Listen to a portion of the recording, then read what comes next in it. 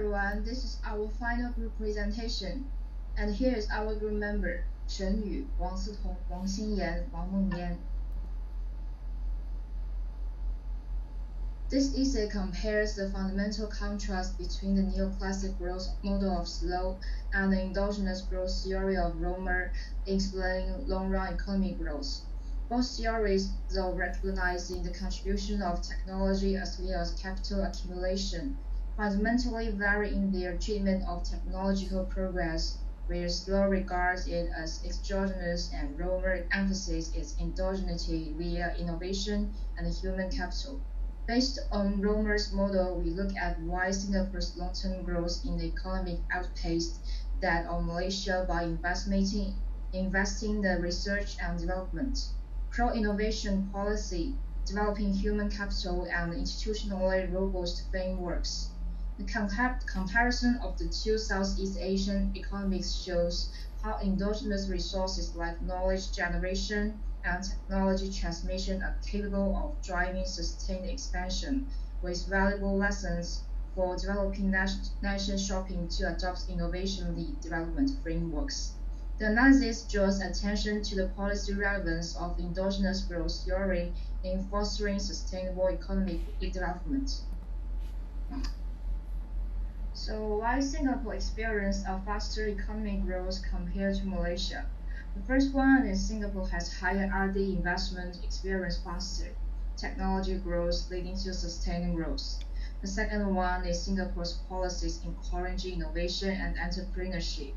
The third one is technology diffusion from advanced economies helps poor nations grow faster.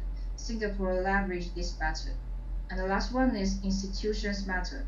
Stable, efficient governance supports endogenous innovation and growth, where Singapore has strong rule of law, low corruption, and stable policies encourage the long-term R&D investments.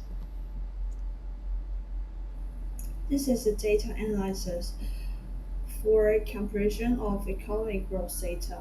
GDP total in 1965, Singapore GDP was $975 million. Malaysia GDP was $2.956 billion. In 2020, Singapore GDP was $339.998 billion. Malaysia was $337.006 billion. In 2023, Singapore GDP was $501.43 billion. Malaysia was $399.71 billion. So Singapore's economic output has surpassed Malaysia's over a long period. For the per capita GDP, it took Singapore 18 years for its per capita GDP to grow from 1,000 to $10,000. In 2023, Singapore's per capita GDP was 84,734.3 dollars.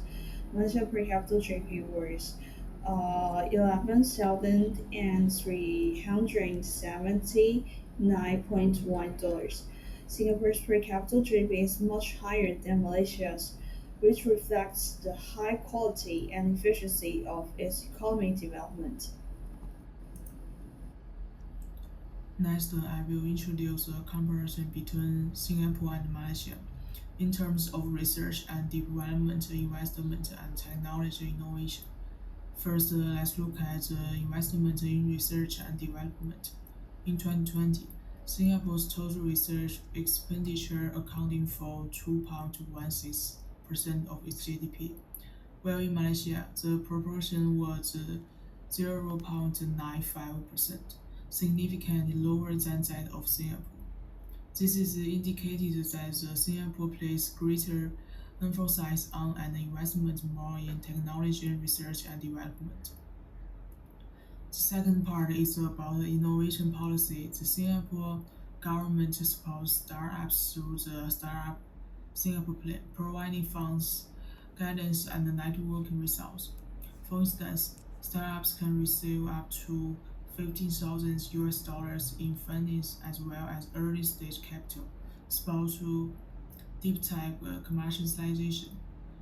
In contrast, Malaysia encourages innovation and entrepreneurship by developing projects like its Ganda economic zone and has invested 5 billion ringgit in infrastructure construction to test new ideas and promote innovation. The third aspect is the technology and talent pool.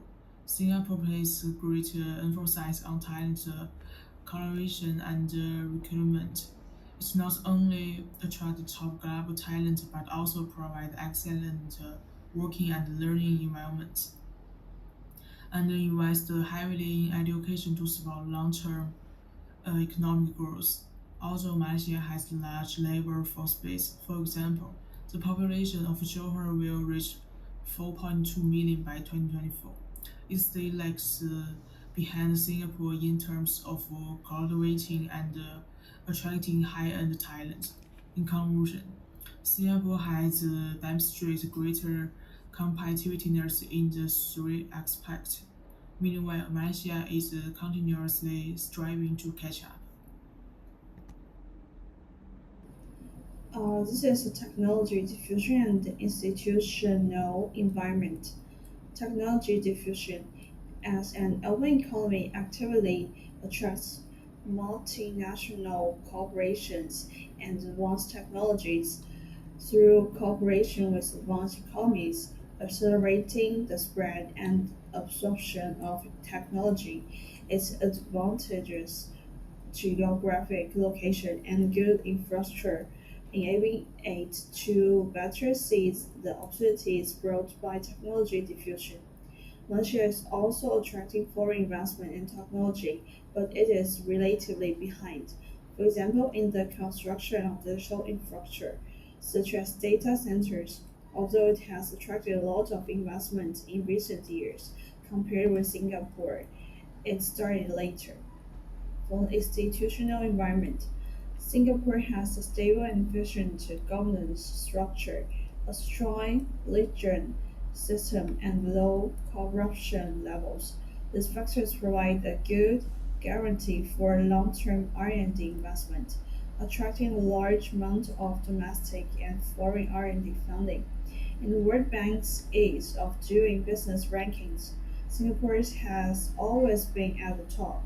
In comparison, Malaysia's institutional environment is relatively less perfect. Although it has been continuously improving in recent years, there are still challenges in attracting high-end talent and long-term investment. According to Rumors and Norris growth theory, Singapore's economic will grow more steadily than Malaysia's. Singapore has driven economic development by leveraging internal growth drivers, such as R&D investment, innovation policies, telecommunication, and institutional building which validates the theories as know that internal innovation and knowledge creation driving structured growth. In contrast, Malaysia lags behind in these areas. This indication that the key to sustainable economic growth lies in fostering innovation and leveraging institutional advantages. Thank you.